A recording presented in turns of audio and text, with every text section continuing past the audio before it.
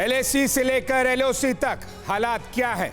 देशवासियों को कुछ हद तक वहां की स्थितियों के बारे में अंदाजा जरूर होता है, लेकिन ग्राउंड जीरो पर किसकी तैयारियां कितनी है? भारत की ओर से, चीन पाकिस्तान की ओर से, निश्चित तौर पर पूरा देश सरहद की सटीक जानकारी हमेशा चाहता है। तो सीमा की सुरक्षा और जंगी तैयारियों के बारे में सबसे बेहतर कौन बता सकता है? None other than air chief marshal V R. Chaudhari, Indian air force के चीफ, जिन्होंने एक्सक्लूसिव बातचीत की है टीवी9 भारतवर्ष से, और ये उनका पहला डिटेल्ड टीवी इंटरव्यू है। आपको बता दें कि वायुसेना प्रमुख के पहले डिटेल्ड टीवी इंटरव्यू पे अब क्या कुछ हम आपको बताने वाले हैं। सबसे पहले एलएसी पर भारत की तैयारी और तैनाती कितनी दमदार है। दूसरी बात, चीन के मुकाबले में भारत सरहद पर कितनी मजबूती से खड़ा है। एक और बात, सरहद पर पाकिस्तान चीन की जुगलबंदी यानी कि टू फ्रंट वॉर सिनेरियो के लिए भारत के कितनी तैयारी है, और भारत के लिए यह कितनी बड़ी चुनौती होगी अगर पाकिस्तान और चीनी एयरफोर्स एक साथ में आए भारतीय वायुसेना के सामने। एक और महत्वपूर्ण बात, राफेल से एयरफोर्स की ताकत कितनी बढ़ी है और ड्रोन हमारे सैन्य बलों के लिए कितना जरूरी है। साथ ही अग्निपथ स्कीम क्यों देश के लिए गेम चेंजर साबित होने जा रहा है। और आपको बता दें कि एयरफोर्स चीफ के इंटरव्यू के बाद हम जाने माने डिफेंस एक्सपर्ट्स और सुरक्षा और सैन्य तैयारियों से जुड़े हुए लोगों से एक्सपर्ट्स पैनल के साथ में हर पहलू को गहराई से समझने की कोशिश भी करेंगे। तो पहले मैंने कुछ समय पहले Indian air force chief air chief marshal V R. Chaudhari से इंटरव्यू किया। यह उनका पहला डिटेल टीवी इंटरव्यू है, उसका कुछ हिस्सा देखिए। भारतीय वायुसेना हमेशा से ही अपने काम को लेकर लगातार सुर्खियों में रहती है, चाहे वो बालाकोट एयर स्ट्राइक हो, राफेल हो, तेजस हो, या फिर दुनिया के सबसे बड़े डिफेंस डील्स में से एक 114 फाइटर जेट की डील की बात हो। ऐसे में जाहिर सी बात है कि सभी देशवासियों के मन में काफ़ी ज़्यादा प्रश्न भी उठते हैं कि भारतीय वायुसेना क्या, कुछ, कब और कहाँ कैसे कर रही है। और इन्हीं सारे प्रश्नों को उत्तर देने के लिए, चाहे वो राफेल हो या तेजस हो, पाकिस्तान हो या फिर चीन हो, हमारे साथ में जुड़ रहे हैं भारतीय वायुसेना के chief air chief marshal V R. Chaudhari. Air chief, बहुत बहुत शुक्रिया, आपने समय दिया और हमसे बातचीत की। और आपके चीफ बनने के बाद में आई मस्ट मेंशन, ये आपका पहला डिटेल्ड टीवी इंटरव्यू है। इससे पहले हमने अग्निपथ वगैरह मुद्दे पर बातचीत की थी, आपने समय दिया, बहुत बहुत शुक्रिया उसके लिए। धन्यवाद मेरे को इस पैनल पे बुलाने के लिए। एयर चीफ, मैं सबसे पहले उस मुद्दे से शुरू करना चाहता हूं जो पिछले महीने एक ब्रीफ इंटरव्यू में हमने जिस पर चर्चा की थी, अग्निपथ को लेकर। अग्निपथ के जो आंकड़े अब आए हैं लाखों में हैं, और वो साफ साफ आपने जो उस समय कहा था महीने भर पहले सारे देशवासियों के सामने, इन आंकड़ों से साफ हो गया है कि लोगों की रुचि, युवाओं की रुचि अब अग्निपथ में काफ़ी ज़्यादा है। आपका ऑब्जर्वेशन, क्योंकि उस समय पे राजनीति भी खेली गई थी, कई ज़्यादा प्रोटेस्ट भी हुए थे, हिंसा भी हुई थी, लेकिन जब आंकड़े सामने आए हैं तो ये आप कैसे प्रोग्रेस होते हुए देख रहे हैं? आपको जानकारी होगी कि हमारा स्कीम पिछले महीने शुरू हुआ था। अग्निपथ का रजिस्ट्रेशन जब शुरू हुआ था, हमने भी इसका अनुमान नहीं किया था कि कितने एप्लीकेंट्स आएंगे, पर 10 दिन के अंदर जब हमारा स्कीम खुला था, 10 दिन में हमें 7.5 लाख के ऊपर एप्लीकेशंस मिले हैं फॉर 3000 वैकेंसीज़। तो इससे आप अनुमान लगा सकते हैं कि भारत के युवा अभी भी काफ़ी उत्सुक हैं एयरफोर्स ज्वाइन करने के लिए। और मैं समझता हूँ कि ये जो बिल्कुल ट्रांसफॉर्मेटिव स्कीम है ह्यूमन रिसोर्स मैनेजमेंट में, ये काफ़ी बदलाव लागी है हमारे पूरी भारतीय वायुसेना के the way we work, the way we going to function, सब में बदलाव लाएगी। जो रिपोर्ट्स आई थी कि पिछले महीने कुछ वो हमारे पोस्ट के पास में आए चीनी वायुसेना, ये कितना आम है या फिर ये एक्स्ट्रा ऑर्डिनरी मूवमेंट या फिर डिटेक्शन आप देखते हैं? और दूसरा इसी का सब क्वेश्चन कि क्या हमारा रिएक्शन उसके बाद बढ़ा है या फिर हमने पहले से ही हमेशा से बढ़ा के रखा था, ज़रूरत नहीं पड़ी बढ़ाने की? आपको ये जानकारी होगी कि 2020 जून के बाद जब गलवान इंसिडेंट हुआ था, तब से ईस्टर्न लद्दाख के ऑपोजिट सेक्टर में, चीनी सेक्टर में, उन्होंने काफ़ी इंफ्रास्ट्रक्चर डेवलपमेंट किया हुआ है।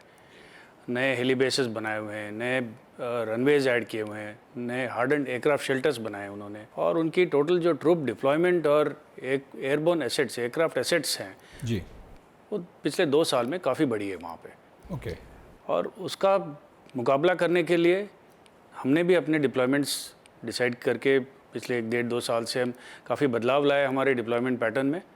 और मैं इतना ही कहना चाहूँगा कि जो भी उनके एयरफोर्स की तरफ से जो भी हरकतें हो रही हैं उसका हम पूरा मुकाबला करने के लिए तैयार हैं। सर ये इस बात से मैं ये एक फॉलोअप आपसे समझना चाहूँगा, और मोर ऑफ दर्शकों के अंदर ये हमेशा क्यूरियोसिटी रहती है, हमसे भी पूछते हैं लोग, और हम भी उसका प्रश्न ढूंढने की कोशिश करते हैं। भारतीय वायुसेना और चीनी वायुसेना के अगर आप हम नंबर्स में बात करें तो वो थोड़े ज़्यादा सुपीरियर दिखाई देते हैं कैपेबिलिटी वाइज, लेकिन मैं चाहता हूं कि एज एन एयर चीफ अगर आप देशवासियों को समझा सकें कि क्या हम उनके आसपास में हैं, नज़दीक हैं, दूर हैं, और there is a huge difference in the potential. जब दो फोर्सेस का कंपैरिजन करते हैं तो मेरे ख्याल से सिर्फ नंबर्स को कंपेयर करना गलत होगा। ओके, कैपेबिलिटी डिपेंड करती है अपनी ट्रेनिंग स्टैंडर्ड्स पे, अपने टैक्टिक्स जो इस्तेमाल करते हैं, जो अपनी टेक्नोलॉजी पे निर्भर है। प्योरली नंबर्स से ये counting who is superior who is inferior is incorrect. in terms of potential and platform We have to, capability? it is all encompassing. We have to look at the human capability, what is the training that we give, what is the technology we use, what are the tactics we use. So all this will have to be compared one against the other. Okay, अगर हम I'm sure आपने वो किया होगा, और चाहे वो operations की तैयारी हो या फिर रिटेलिएशन की as and when, if and when required वाली बात हो, तो हम क्या उनके आसपास में है या कुछ कमी है? नहीं, ये मैं दोबारा कहूँगा कि इस तरह का comparison is not correct, because जो डिप्लॉयमेंट्स होती है उनकी भी deployments are spread across continental area, और हमारी भी डिप्लॉयमेंट्स हैं वो they are also spread across the northern borders. अगर ज़रूरत पड़े both sides can bring to bear their forces in one area, so that will depend on the situation. We cannot generalise it to say that उनके पास इतने numbers हैं तो हमारे से ज़्यादा वो पावरफुल हैं, so that is incorrect to compare that way. Okay sir, क्योंकि जब हमने चीन की बात की तो ओवरऑल, और अब विंटर्स प्रिपरेशन की भी शुरुआत होनी शुरू हो जाएगी, इफ़ नॉट ऑलरेडी अगस्त वगैरह से शुरू हो जाती है, तो LAC पर अब हम देख रहे हैं कि 16वें दौर की बातचीत चल रही है, WMCC डिप्लोमेटिक लेवल पे कर रहे हैं, कोर कमांडर्स मिलिट्री लेवल पर कर रहे हैं, वो आगे कुछ डेडलॉक हटता हुआ दिखाई नहीं दे रहा। मैं आपसे समझना चाहूँगा कि LAC ओवरऑल भारतीय वायुसेना की तरफ से कितनी प्रिपेयर्ड है, स्पेसिफिकली LAC की पॉइंट ऑफ व्यू, क्योंकि हमने देखा कि बालाकोट के समय पे भारतीय वायुसेना ने पूरे विश्व को, न केवल देश को, दिखा दिया कि जब ज़रूरत पड़ती है air force hits hard and it hits deep. LAC को लेकर प्रिपरेशन कितनी है, कैसी है? लगभग 2 साल पहले हमारे रेडार डिप्लॉयमेंट्स काफ़ी कम थे उस एरिया में। जब ये घटना घटी गलवान के बाद, उसके बाद हमने हमारे डिप्लॉयमेंट्स काफ़ी हद तक बढ़ा दिए। हमारे जो एयर वॉरियर हैं वो पहले ट्रेंड नहीं थे उस ऑल्टीट्यूड पे ऑपरेट करने के लिए इतनी लंबे समय तक। धीरे धीरे अभी सब एक्लिमेटाइज हो गए हैं। हमारा रोटेशन प्लान बनता है कि हर 3 या 6 महीने में हम रोटेट करते हैं हमारे मैन पावर को, और इक्विपमेंट को भी रोटेट करते हैं। तो अभी इतना कहना काफ़ी है कि हम पूरी LAC में डिप्लॉयड हैं, हमारे रेडार्स डिप्लॉयड हैं, ऑब्जर्वेशन पोस्ट डिप्लॉयड हैं, और काफ़ी सारा इक्विपमेंट हमारा इस समय डिप्लॉयड है। क्योंकि चीन की बात की तो मैं एक ज़रूर आपसे ये समझना चाहूँगा कि हमेशा से ही चीन और Pakistan coming together for a 2 front war scenario, ये प्रश्न हमेशा से ही पिछले एटलीस्ट कुछ सालों में और ज़्यादा इंटेंसिफाई हुआ है।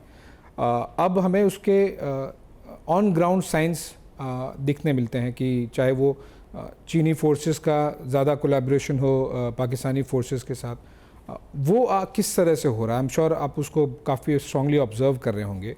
क्या वो एक्चुअल में ऑन ग्राउंड, चाहे वो पाकिस्तानी एयरफोर्स बेसिस हो या फिर चाइनीज़ एसेट्स डिप्लॉयमेंट्स हो, वो किस हद तक उनके बीच में कोलिशन आपको एयर डोमेन में दिखाई देता है?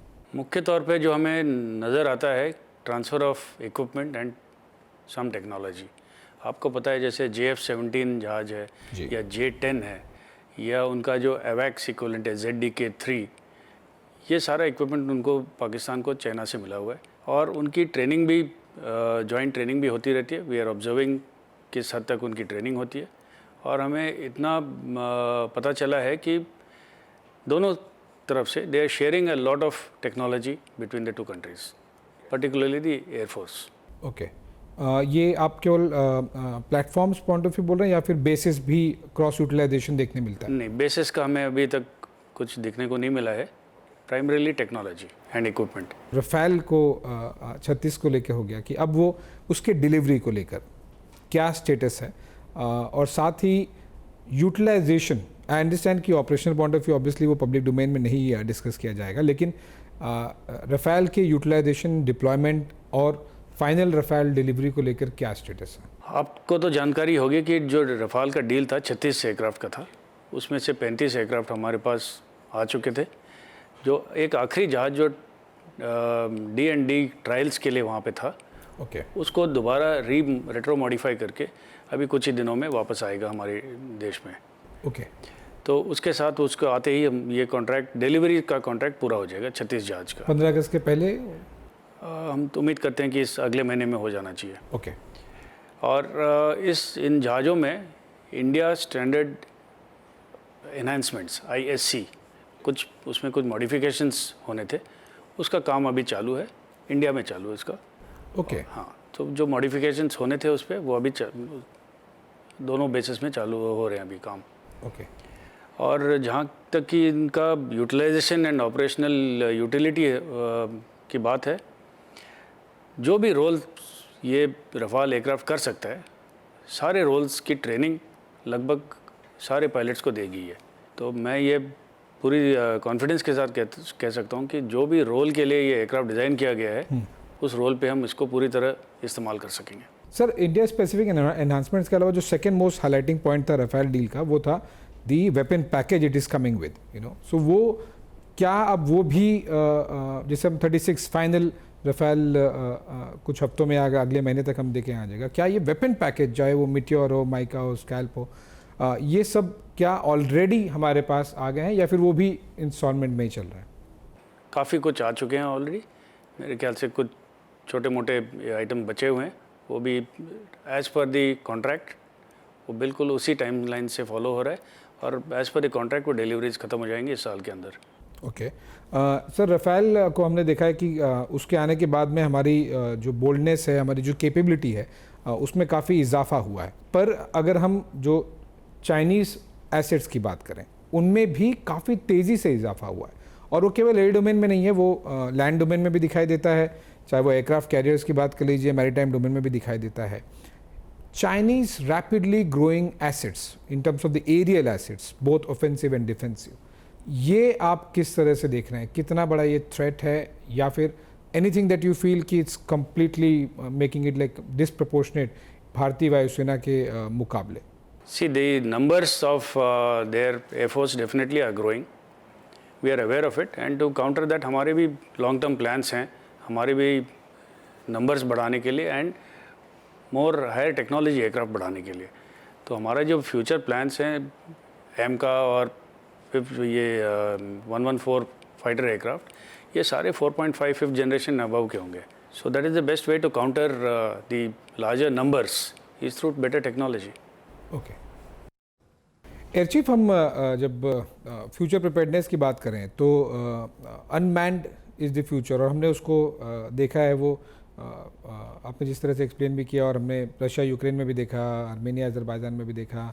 यहाँ पर हमारे पास डोमेन्स और हमारे रिक्वायरमेंट्स अलग होंगे, लेकिन इंडियन एयरफोर्स की अनमैन्ड एरियल प्लेटफॉर्म्स को लेकर क्या प्रिपरेशन है, क्या विजन है आपका?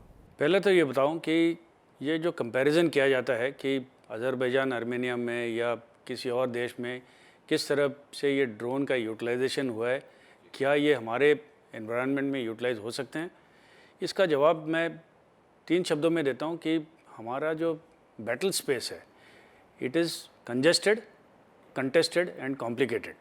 ओके, तो जिस फ्रीडम से ड्रोन्स उन देशों में उन्होंने लॉन्च किए, उस सेम फ्रीडम हमें नहीं मिलेगा यहाँ पे, because of the number of radars, surface to air guided weapons, fighter aircraft जो डिप्लॉयड हैं हमारे सीमाओं में, it is not easy to operate drones as freely as it is done in other countries. Okay और जहाँ है सवाल आपका प्रोक्योरमेंट ऑफ ड्रोन्स एंड उसमें हम क्या स्टेप्स ले रहे हैं, I will start lowest end of spectrum, जो स्मॉल ड्रोन्स हैं. स्मॉल ड्रोन्स का यूटिलाइजेशन हमने देखा है कि एज अ स्वॉर्म, यानी 50-60 ड्रोन्स इकट्ठे फ्लाई करना, it will have a lot of benefits tactically. तो हमने 3 साल पहले एक कंपटीशन आयोजित की थी, Meher Baba drone swarm drone competition. बहुत अच्छे रिस्पॉन्सेस मिले हमने from young entrepreneurs, MSMEs, college students.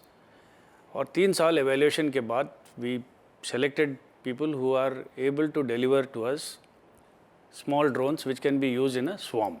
Okay पर ये हुआ lower end of the spectrum. Higher end of the spectrum है high altitude long endurance drones, जो हेल कहलाते हैं. हेल प्रोक्योरमेंट के लिए फ़िलहाल the Indian navy is the lead service. Yes उसके नीचे 1 step lower is the MALE medium altitude long endurance.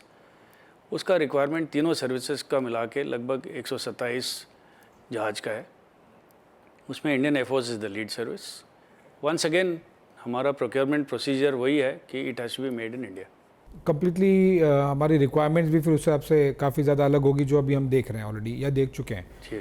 Okay air chief, जब हम ट्रेन की बात करें तो थिएटर वाली बात डिफ़ॉल्ट आती है, और उसको लेकर पिछले लगभग 3 सालों से हमने काफ़ी ऑन ग्राउंड एक्टिविटी भी देखी है. एयरफोर्स के पॉइंट ऑफ व्यू अगर आप बता सकें कि जो थिएटराइजेशन का कॉन्सेप्ट शुरू हुआ था और उसके लिए DMA बना था, फिर CDS अपॉइंट हुए थे, क्या स्टेटस है उसका, उसमें क्या प्रोग्रेस है, या फिर अभी उसको आप इमीडिएटली मूव होते हुए आगे नहीं देख रहे हैं? नहीं, पहले तो मैं बताऊं कि air force is fully in favour of jointmanship and integration. और ये जो थिएटर कमांड बनाने के लिए हमने तीनों सर्विसेज ने टेबल टॉप एक्सरसाइजेस का आयोजन किया था. आर्मी, नेवी और हमारे भी अभी कुछ ही दिनों पहले एक्सरसाइजेस कंप्लीट हुए. इनसे जो हमने सबक सीखे, जो लेसन्स लर्न कहते हैं, उसको हम कोलेट करके फिर एक ओवरऑल प्रपोजल बनाएंगे कि what should be the structure of theatre command. पर हमारा यही मानना है कि जो भी स्ट्रक्चर बनेगा, it should be future ready. So it should be reducing the decision making time. Yes. And it should take the strengths of all the 3 services and put them together. So चाहे जो भी structure बने, किसी भी form में बने, ये 3-4 basic requirements should be met. It seems sir कुछ लेसन्स लर्न वाली जो आपने बात कही, ये किसी स्पेसिफिक स्ट्रक्चर की तरफ जो बेहतर decision making, quicker decision making को लेकर हो, उसके बारे में अगर आप बता सकें, मतलब व्हाट इज़ इट हेडिंग और indicating towards in terms of findings. वो आगे क्या होगा, तीनों सर्विसेज मिलेंगी, ऊपर और टॉप लेवल डिसीजंस होंगे, आगे की बात. लेकिन where do you see the findings heading towards? No, the layers of decision making have to reduce in any organization. That is, the speed of the modern day warfare is going to be such that we cannot have layers of decision making. So हमारा यही कहना है कि जो भी theatre command बनेगा, उसमें ये layers of decision making को घटाया जाए. एयर डिफेंस हो या फिर मैरीटाइम थिएटर कमांड हो, इस तरह के अलग अलग कमांड्स को लेकर, क्या ये उससे थोड़ा डिपार्चर होता हुआ दिखाई दे रहा है, या फिर उसी में आपको लेयरिंग या प्रोसेस कम होता हुआ दिखाई दे रहा है? हाँ, मैं जो प्रपोज स्ट्रक्चर्स जो आप व्हाट यू आर एलूडिंग टू, मैं उनके बारे में नहीं बात कर रहा हूँ. ओके. आई एम सेइंग चाहे जो भी स्ट्रक्चर बने, okay, in whatever form, ये 3-4 रिक्वायरमेंट्स शुड बी मेट.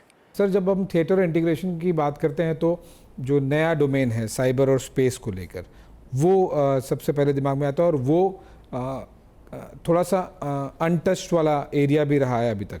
उसको लेकर क्या प्रोग्रेस हो रहा है? मैंने आपके कुछ पॉइंट्स भी पढ़े थे कि स्पेस को लेकर आप कुछ विजन रख रहे हैं, कुछ प्लानिंग है, वो क्या है अगर बता सकें, क्योंकि अब उसको लेकर भी मिशन शक्ति के बाद स्पेसिफिकली हमने देखा है कि काफ़ी ज़्यादा एक्टिविटीज़ बढ़ रही हैं. देखो, हमें रियलाइज़ हुआ है कि air and space are one common medium. We can not segregate the two. Utilisation of space basically 3 areas में होती है. One is for what they call PNT, position, navigation and time keeping. जो आपके GPS satellites हो गए, या GLONASS या IRNSS. सो ये जो सैटेलाइट्स हैं, they provide position, navigation and timing. तो PNT में we are I think quite comfortable today in the number of satellites we own. दूसरे दो एरियाज हैं कम्युनिकेशन एंड सर्वेलेंस। तो इसमें डेफिनेटली हमारी यही फ्यूचर प्लान्स हैं हमारे कि we have to increase the number of satellites, we have to increase the availability of continuous surveillance and communications के लिए। So we want to use the satellites for seamless communications across the country to create an, हम जो कहते हैं ground पे हमारे पास एक टेरेस्ट्रियल नेटवर्क है थ्रू OFC केबल्स जी। एयरबोर्न नेटवर्क बनाने के लिए हमको सैटेलाइट कम्युनिकेशन की बहुत ज़रूरत होती है। Okay. So this is the other third field in which we want to exploit the space capabilities. ये आप कितना अलग होता हुआ देख रहे हैं, क्योंकि अलग अलग कंट्रीज़ का सर अलग अलग स्ट्रक्चर है। जैसे US की स्पेस फोर्स अलग है, पर क्या आप उसे एक इंडिपेंडेंट, हमारे पास सिविल में इसरो के पास बहुत ज़्यादा उसकी कैपेबिलिटी है, अब प्राइवेट में थोड़ा बहुत बढ़ भी रही है। ये आप मर्ज होते हुए, चाहे वो सिविल गवर्नमेंट, सिविल प्राइवेट और गवर्नमेंट मिलिट्री ऑब्वियसली, तो ये आप मर्ज होते हुए कैसे देख रहे हैं, या फिर एक कम्प्लीटली एयरफोर्स से अलग ही वर्टिकल डोमेन निकल के सामने? इस समय डिफेंस स्पेस एजेंसी का आयोजन किया गया है, ट्राई सर्विस एजेंसी है, उसमें लीड सर्विस एयरफोर्स है। यस। और that will aggregate the entire assets of ISRO as well as military owned assets. तो वो एग्रीगेट करेगा and that will decide the priorities as to which service will get what asset and what kind of future requirements of the three services. पर जैसे आपने बोला, American air force, French air force का उदाहरण ले लीजिए। फ्रेंच एयरफोर्स ने 2 साल पहले अपना रोल एंड नेम बदल दिया है। French air force is now called French air and space force. तो many other countries are following in the same lines because everybody realizes that you cannot differentiate between air and space. ये क्या इसलिए क्योंकि आपको लग रहा है जो एक नया डोमेन है लैंड, मैरीटाइम और एयर के बाद, वो एक नया डोमेन फॉर फ्यूचर वॉरफेयर या फिर deterrence? It is not a new domain, it was always existent, but it has not been exploited fully. So हमारा यही कहना है कि to have the full exploitation of our space-based capabilities, we should have a common command and control structure. On that note sir, आपने समय दिया। मेरे प्रश्न, अपने महत्वपूर्ण मुद्दे जो कि कई लोगों के इस पर चर्चा भी होती है बाहर, हम भी पैनल में डिस्कस करते हैं, आपने समय दिया और it could not have been anyone better and higher than you from the air force to speak on it sir. Thank you very much, Ashish. Thank you for having me here. Pleasure.